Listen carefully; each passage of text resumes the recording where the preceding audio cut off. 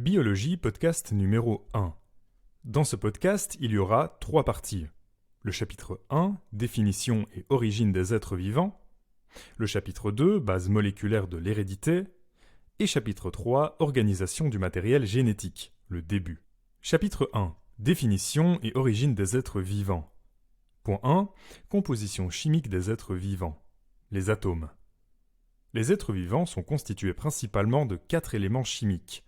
L'hydrogène à 60%, l'oxygène à 25,5%, le carbone à 10,5% et pour finir l'azote à 2,42%.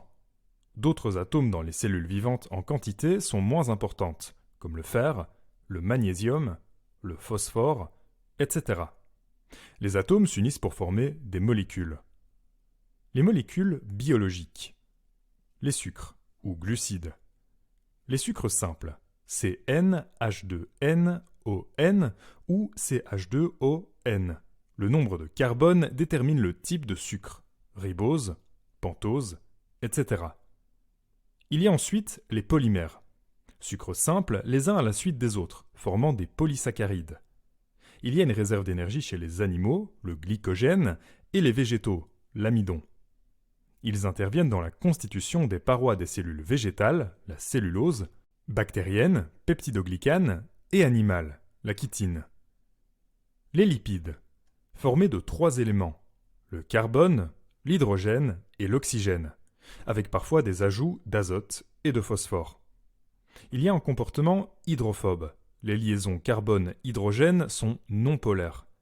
Composante courante des membranes cellulaires animales, réserve alimentaire et énergétique pour les animaux et les plantes. Les graisses. Elles peuvent accrocher 1 à 3 acides gras sur leur carbone. Graisse animale, acide saturé, et végétale, non saturé, molécule plus mobile, un aspect liquide. Les phosphoglycérolipides ressemblent aux graisses mais 2 acides gras au lieu de 3, liés à un groupement phosphate négatif, une queue hydrophobe et tête hydrophile. Les stéroïdes, squelette carboné formé de 4 cycles accolés, par exemple le cholestérol. Les acides aminés, fonction acide COOH, azoté NH2 et radical variable R. Il y a 20 acides aminés pour tous les vivants pouvant se lier et former des protéines, des fonctions catalysantes, hormonales, immunitaires, etc. Des combinaisons presque infinies. Les nucléotides, sucre, phosphate et base, s'assemblent pour former les acides nucléiques. ADN, copolymère de 4 nucléotides. Les montants, c'est égal au sucre et au phosphate. Les barreaux, c'est égal aux bases. Cytosine, thymine, adénine et guanine, qui sont reliées. Point 2. Structure générale d'une cellule prokaryote et eucaryote. Propriété de l'eau. Dipôle s'orientant facilement dans un champ électrique. Excellent solvant avec un grand pouvoir ionisant, une chaleur spécifique élevée. Les ions minéraux et petites molécules organiques, 25% de la masse sèche, mais peu diversifiées, 750 espèces différentes. Il y a ensuite les protéines, constituant les plus diversifiées de la cellule, 50% du poids sec. Les acides nucléiques, 25% du poids sec, une espèce d'ADN et un triple X d'ARN. Macromolécules qui s'associent pour former des organites.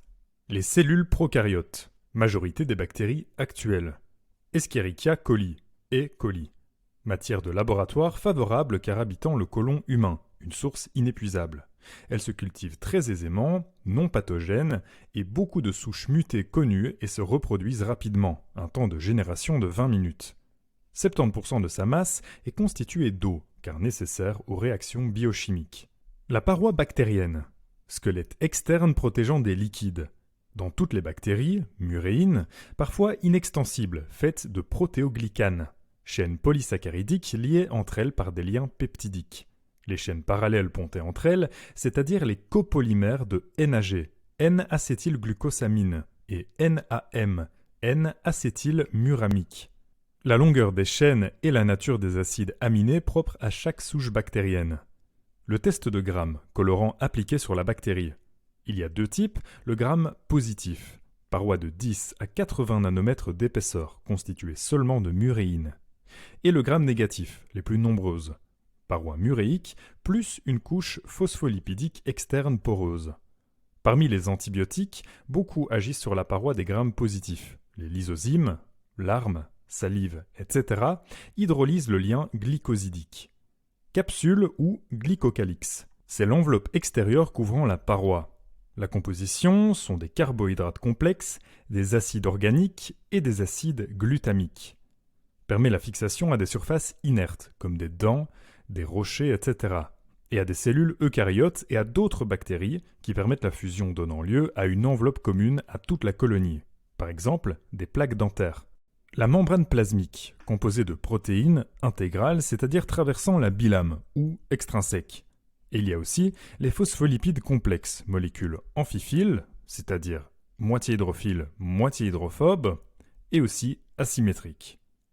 Extrémité polaire hydrophile prolongée par deux chaînes hydrophobes, s'organisant en micelle ou bilame dans les milieux aqueux, une minimisation du contact des chaînes avec l'eau.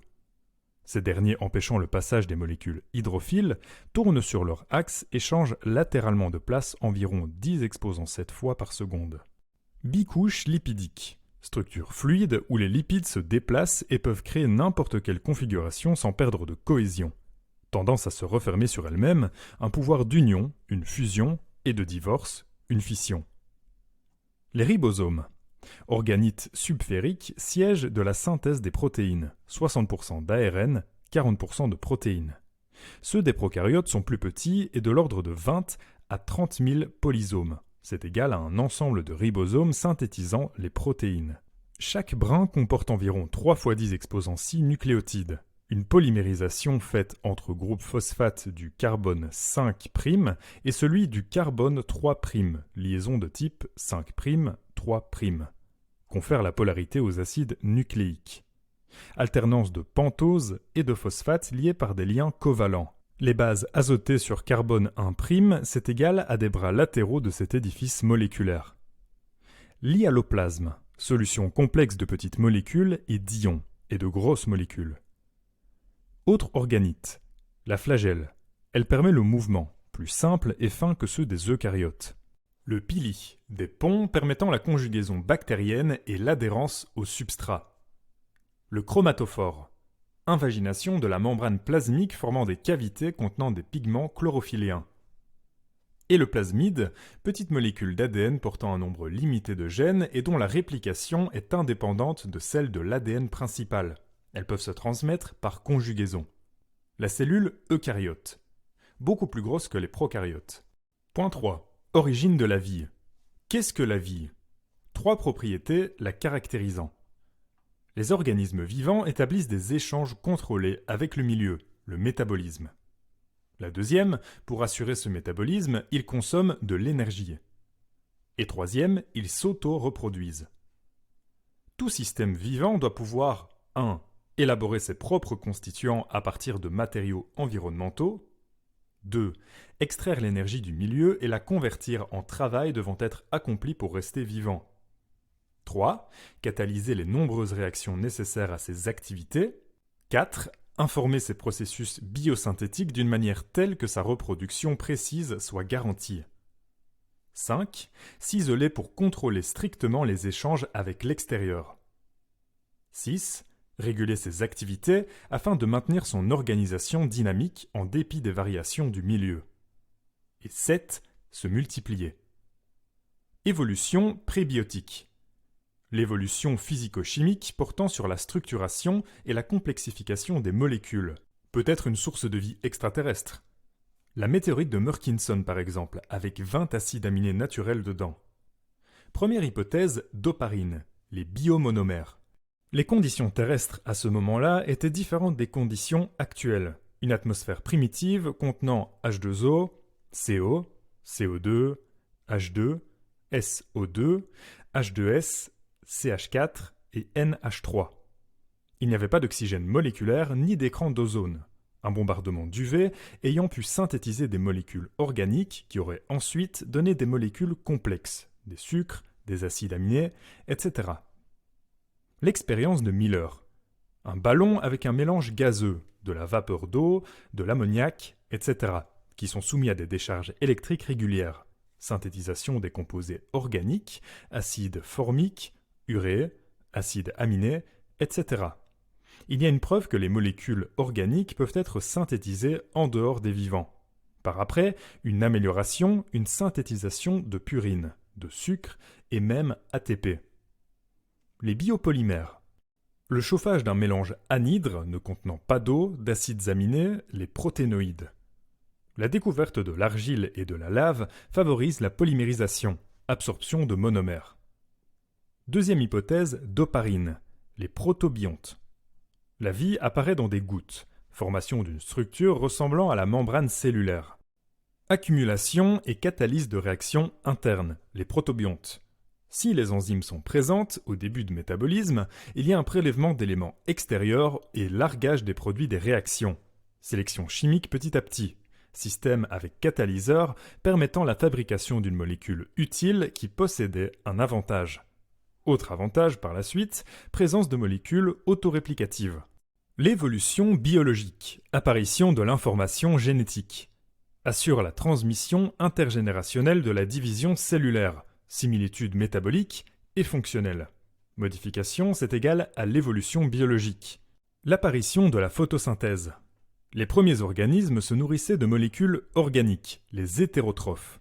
Appauvrissement progressif du milieu en y rejetant du CO2. Les organismes photosynthétiques ont eu un avantage de sélection énorme. Une acquisition de la photosynthèse accroît le potentiel biologique de la planète en créant des organismes autotrophes. La libération de dioxygène, enrichissement de l'atmosphère devenue oxydante. La seule possibilité de synthétiser la matière organique dorénavant. Les êtres vivants, car une couche d'ozone bloquant les UV, et si les molécules formées à l'extérieur, elles sont directement détruites par l'oxydation. Chapitre 2. Les bases moléculaires de l'hérédité. Point 1. Acides aminés et protéines. L'importance des protéines. Elles ont plusieurs fonctions. Les enzymes, c'est-à-dire des catalyseurs, classe la plus importante et diversifiée. Elles se retrouvent intactes à la fin de la réaction. Structurales, hormones, transport, etc. La structure des protéines. C'est égal à des copolymères d'acides aminés différents entre eux par R. Les acides aminés sont égaux aux molécules chirales. Il y a deux formes, énantiomères, L et D. Tout type L chez les êtres vivants. La condensation de deux acides aminés est égale à dipeptide, une liaison peptidique entre groupements carboxyle et aminés. Pour les polypeptides, c'est égal à de longues chaînes d'acides aminés. Structure primaire, séquence linéaire ordonnée de ces acides aminés. La structure secondaire est un arrangement régulier résultant des angles de liaison du lien peptidique. Structures en hélice, qui sont plus communes, les liaisons hydrogènes entre NH et CO, de deux liaisons peptidiques sur la même chaîne élastique. Ou en feuillet, une liaison hydrogène entre NH et CO de deux liaisons peptidiques, soit sur deux chaînes différentes, soit sur deux segments éloignés, inextensibles. Il est possible de retrouver les deux types de structures dans une même protéine. La structure tertiaire. Configuration tridimensionnelle globale. Elle est influencée par des interactions entre radicaux et l'eau du milieu. Ceux hydrophiles s'orientent vers l'extérieur de la molécule, ceux hydrophobes vers l'intérieur. On trouve en général au centre le site actif permettant à la molécule d'accomplir sa fonction. La structure quaternaire. Association structurée de plusieurs chaînes polypeptidiques synthétisées séparément, une supermolécule. Tertiaire et secondaire dépendent grandement de la primaire. La structure spatiale d'une protéine peut être détruite sans que la structure primaire ne soit modifiée, si le traitement est modéré, sinon il y a une dénaturation de la protéine. Point 2. Nucléotides et acides nucléiques. L'ADN bactérien, voire l'ADN bactérien plus haut. Le modèle de Watson est Crick. L'ADN est constitué de deux longues chaînes de nucléotides, les hélices. Les parties hydrophobes des bases évitent le contact avec l'eau car elles sont situées au sein de la molécule. Le tour d'hélice complet, c'est 10 paires de bases. La conséquence de l'entassement des bases, c'est un groupement phosphate du squelette rejeté vers l'extérieur et stabilisé au contact de l'eau. Les bases des deux chaînes unies par les liens hydrogène, adénine, thymine, 2 liaisons, guanine, cytosine, 3 liaisons. La transformation bactérienne, le rôle de l'ADN. L'expérience Griffiths, les bactéries Streptococcus pneumoniae, agent d'une pneumonie grave, entouré d'une capsule protectrice. La souche S, les pathogènes. Les mutants ne pouvant plus former de capsule, la souche R, non pathogène. L'injection de R vivant plus S tué à des souris. Elles meurent et contiennent des S vivants, des agents transformants. C'est égal à l'ADN des bactéries, S incorporé au R. Ça a été montré par McCarthy et co. 40 ans plus tard. Ces bactéries transformées donnent ce nouveau caractère à leur descendance. L'ARN, intermédiaire amenant l'info d'ADN du noyau aux protéines. Il y en a plusieurs types, l'ARN M de 3 à 5%, l'ARN T de 10 à 20% et l'ARN R de 75 à 85%. Point 3. Le code génétique. Il y a 2 alphabets, nucléotidique, AGCU, et polypeptidique, 20 acides aminés. Le passage de l'un à l'autre lors du transfert de l'information de l'ADN, il y a un acide aminé qui est un triplet, suite de 3 nucléotides nommés codons, qui se lisent dans la direction 5' à 3'. 64, 4 exposant 3, combinaison possible, donc 44 excédentaires, puisque 20 acides aminés. Le code dégénéré minimise les effets des mutations. Le code génétique commun à tous les êtres vivants. Point 4. Fonction de l'ADN, la réplication. Caractère semi-conservateur de la réplication. Plusieurs hypothèses formulées à la base. La première, conservatrice. Une molécule initiale conservée servant de modèle. La deuxième, semi-conservatrice. 2 brins de la molécule mère séparés et donnant lieu à une chaîne chacun. C'est égal à une bonne hypothèse. La troisième, dispersif. Cassage de la chaîne en plusieurs petits bouts. L'expérience de Messelson et Stahl, en 1958. Les bactéries cultivées en présence de 15 azotes plutôt que de 14, ça veut dire que c'est plus lourd. En résulte un ADN lourd, 1% plus lourd que l'ADN normal. La culture bactérienne est ensuite transférée dans un milieu normal, le temps qu'elle ne se divise qu'une seule fois.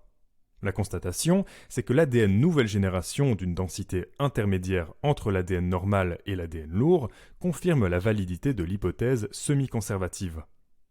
Réplication de la double hélice. Les principales étapes. Une déspiralisation de la double hélice. Un écartement des 2 brins complémentaires. Une formation d'une fourche de réplication. Une copolymérisation sur chacun des brins d'un brin complémentaire. Une réparation et liaison des fragments d'Okazaki. Une respiralisation des 2 doubles hélices. Problème. Le premier, 2 brins d'ADN de double hélice antiparallèles, 5' vers 3' pour l'un et 3' vers 5' pour l'autre. Le problème, c'est l'ADN polymérase. L'ADN polymérase, c'est un complexe enzymatique intervenant dans la réplication de l'ADN. Et cet ADN polymérase ne copolymérise que dans le sens 5' vers 3'. Le long du brin 3' vers 5', c'est une lecture normale. Le long du brin 5' vers 3', c'est une fragmentation des fragments d'Okazaki, 2000 paires de nucléotides environ. La lecture inverse et reconstruction par l'enzyme ligase. Deuxième problème, l'ADN polymérase ne peut initier la lecture sur un brin désapparié, un brin tout seul. Rappariement avec un brin d'ARN, primaire ou amorce pour l'enzyme, d'environ 200 à 300 nucléotides, dégradé ensuite et remplacé par des segments d'ADN. Réplisome, ensemble des enzymes intervenant dans la réplication, mécanisme de réparation d'un taux de faute de 10 exposant 3 à 10 exposant 5 nucléotides. On passe à 1/10 exposant 7 chez les bactéries et 1/10 exposant 9-10 chez les eucaryotes. La synthèse des protéines, la transcription. La synthèse d'un ARN M à partir de ribonucléotides isolés en prenant un modèle sur un segment d'ADN. Ça requiert l'intervention d'une enzyme, l'ARN polymérase. Elle peut être bloquée par plusieurs antibiotiques. 3 étapes. Première, l'initiation. Les promoteurs sont des régions de l'ADN signalant le début de la transcription. Leur position détermine quel brin sera lu en premier, le brin matriciel. L'ARN polymérase s'y fixe grâce au facteur sigma, site actif. L'enzyme déroule la double hélice et amorce la synthèse d'ARN. Deuxième, élongation. Après l'initiation, sigma se dissocie de l'ARN polymérase et synthèse des nucléotides se poursuit. L'ARN polymérase lie le brin matriciel dans la direction 3' vers 5', et donc la chaîne d'ARN dans le sens 5' vers 3'. Ce brin d'ARN se détache au fur et à mesure de sa synthèse, permettant à l'ADN de retrouver sa structure bicaténaire, un double brin. Troisième, la terminaison.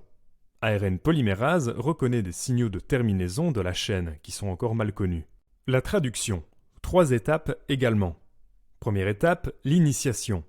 Formation d'un complexe entre une partie du ribosome, l'ARNT, et les séquences initiatrices.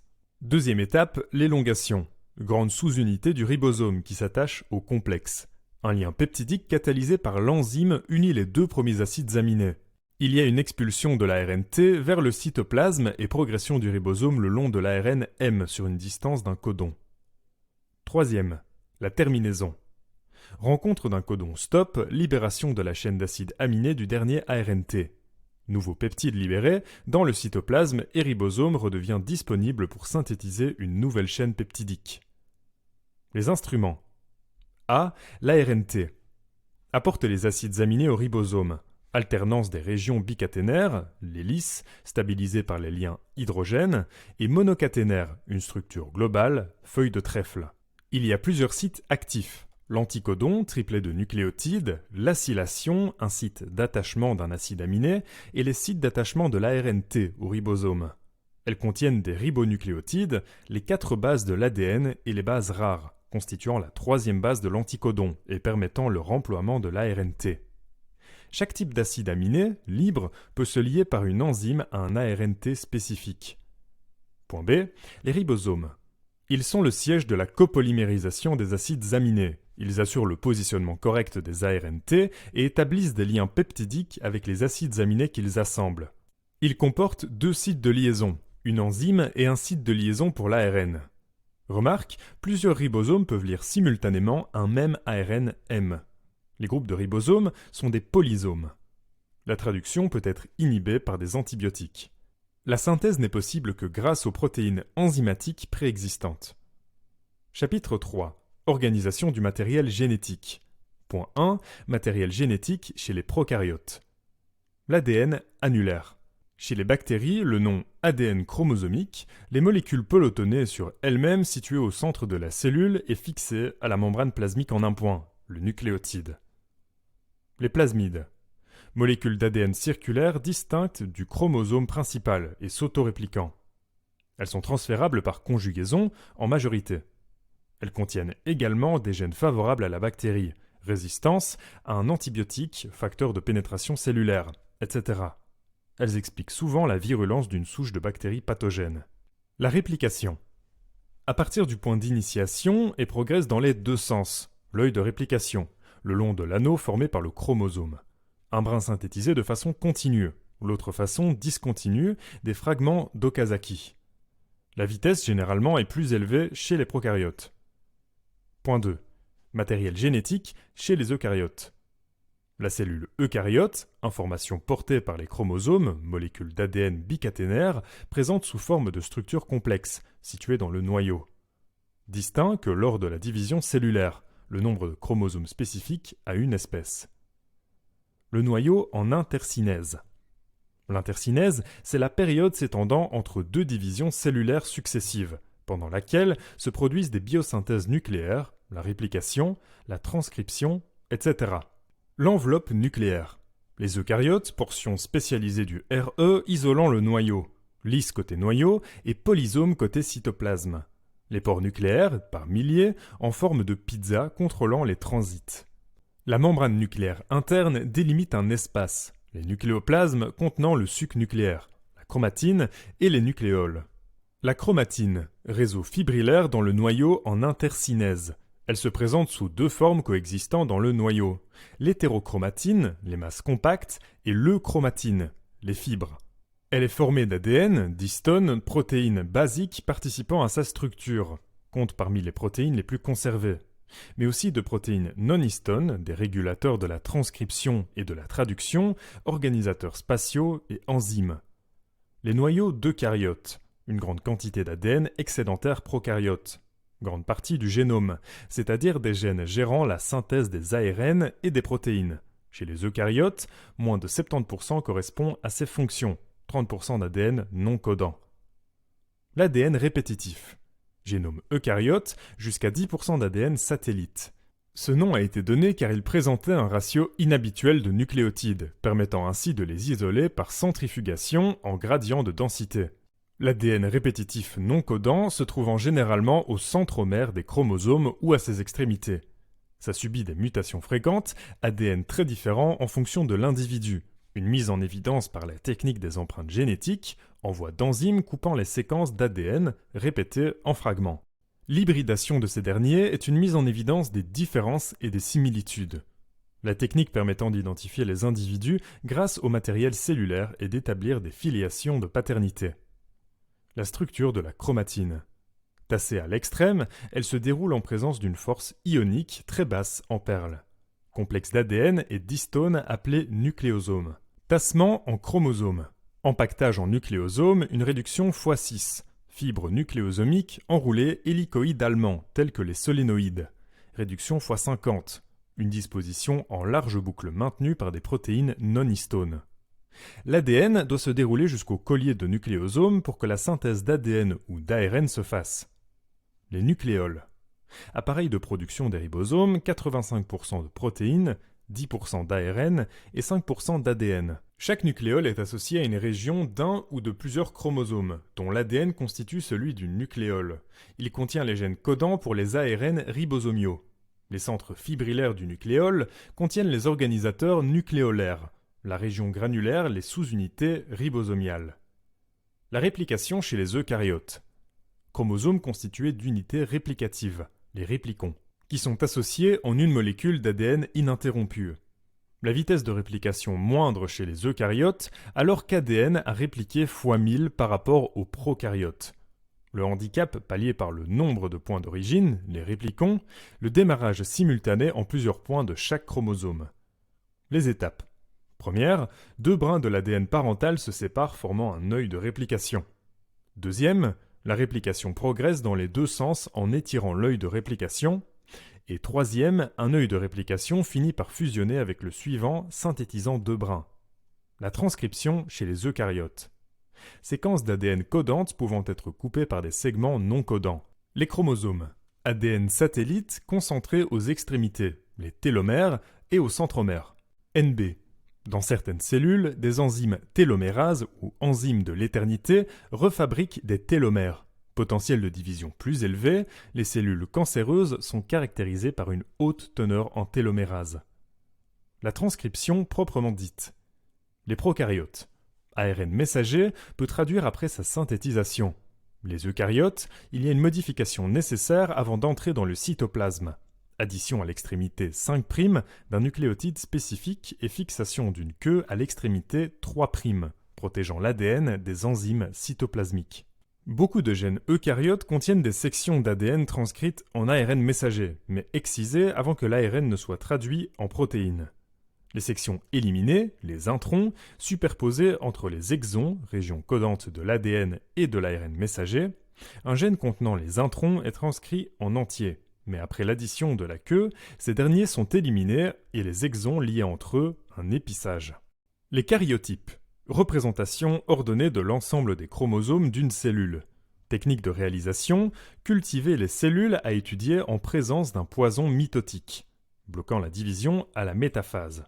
Il faut ensuite appliquer un choc osmotique, éclatement et dispersion des chromosomes pouvant être examinés, après coloration. Pour une espèce donnée, le nombre et l'aspect de chromosomes métaphasiques, c'est-à-dire relatifs à la deuxième phase de la division cellulaire, sont identiques d'un organe et d'un individu à l'autre.